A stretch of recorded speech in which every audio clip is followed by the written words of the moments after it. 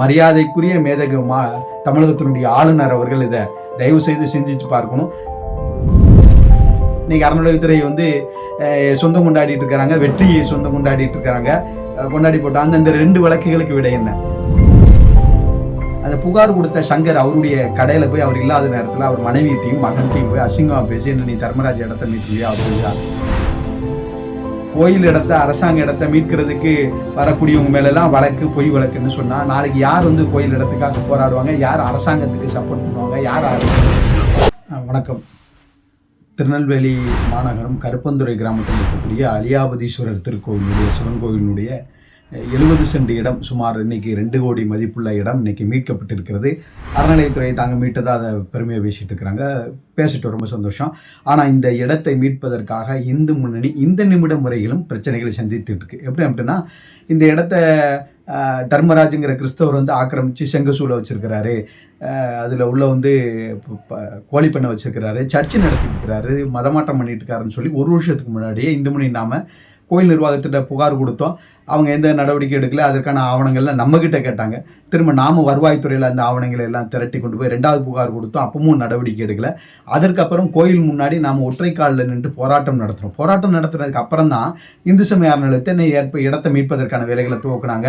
வருவாய்த்துறையை கூட்டு அளந்து எல்லாமே பார்த்தாங்க. அந்த இடத்தினுடைய எல்லைக்கல்களை நட்டுனாங்க. எல்லைக்கல்லோட நின்று போச்சு. அதுக்கப்புறம் என்ன ப்ரெஷரோ தெரியல, அந்த எந்த வேலையும் எடுக்கல. அது உள்ளே இருந்த சர்ச்சு கட்டடமோ அந்த தர்மராஜ் கிறிஸ்தவர் கட்டின கட்டடம் எதையுமே அகற்றாமல் அப்படியே வச்சுருந்தாங்க. திரும்ப அங்கே இருக்கக்கூடிய நம்முடைய பொறுப்பாளர்கள் இந்து முன்னணியுடைய மாவட்ட செயலாளர் சங்கர், சுரேஷ், இவங்க 2 பேரும் கலெக்டரேட்டையும் அறநிலையத்துறையிலையும் புகார் கொடுக்காங்க.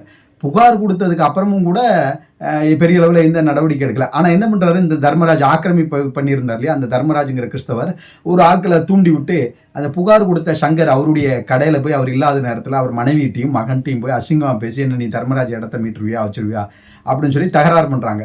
அப்போ நீங்கள் எனக்கு அதுக்கும் சம்மந்தம் இல்லைன்னு அந்த அம்மா சொல்லும்போது அசிங்கமாக பேசி ரொம்ப தகராறு பண்ணுறாரு. அந்த பையன் உடனே இப்படிலாம் பேசுகிறாங்கன்னு அந்த பையனையும் அந்த ஆள் அடிச்சிடுறாரு. அடித்த உடனே அவங்க புகார் கொடுக்குறாங்க. இவங்க மேலே வழக்கு பதிவு பண்ணுறாங்க. இந்த வழக்கு பதிவு பண்ண உடனே அந்த ஆள் என்ன பண்ணுறாரு, போய் இவங்க மேலே பிசிஆர் கம்ப்ளைண்ட் கொடுக்குறாரு, என்னை ஜாதியை சொல்லி திட்டான்.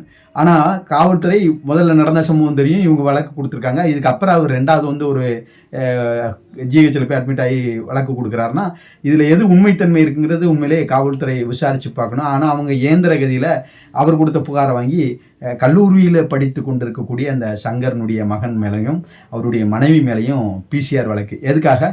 கோயில் இடத்தை மீட்பதற்காக கணவர் புகார் கொடுத்தாரு. அந்த இடத்த ஆக்கிரமிப்பு பண்ணியிருக்கிறவன் தூண்டுதல் பேரில் புகார் கொடுக்குறாங்க. அதில் பிசிஆர் வழக்கு அந்த பையன் பேர்லையும் அவருடைய மனைவி பேர்லையும். அதுக்கப்புறம் இந்து முன்னணியினுடைய நிர்வாகிகள் குற்றாலநாதன் மற்றும் 12 பேர் மேலே தர்மராஜ் ஒரு பொய் புகார் கொடுக்காரு. அது ஒரு எஃப்ஐஆர். அப்போ இந்து முன்னணிக்காரங்க மேலே இப்போ 2 வழக்குகள் நிலுவையில் இருக்குது. எந்த அறநிலையத்துறையும் இந்த வழக்குகளை பார்க்க போகிறதில்லை. ஆனால் இடத்த இன்றைக்கி அறநிலையத்துறை சொந்தம் கொண்டாடிட்டு இருக்கிறாங்க, வெற்றியை சொந்தம் கொண்டாடிட்டு இருக்கிறாங்க, கொண்டாடி போட்டாங்க. அந்த 2 வழக்குகளுக்கு விட என்ன?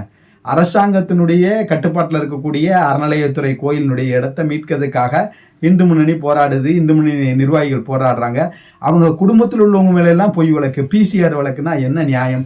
இதை காவல்துறை கொஞ்சம் பரிசீலனை பண்ணணும். எந்த அடிப்படையில், எந்த நோக்கத்தில், எப்போ இந்த புகார் கொடுத்துருக்காங்க, அதுக்கு முந்தின புகார் என்ன, இதெல்லாம் பரிசீலனை பண்ணி அந்த புகாரை இது பண்ணியிருக்கணும். ஆனால் நேற்று இரவு நள்ளிரவில் 12 மணிக்கு அந்த பையனை, கல்லூரியில் படிக்கக்கூடிய மாவட்ட செயலாளர் சங்கரனுடைய பையனை, கல்லூரியில் படிக்கக்கூடிய பையனை நேற்று நைட்டு போய் நைட்டோடு இரவோடு இரவாக ரிமாண்ட் பண்ணியிருக்கிறாங்க.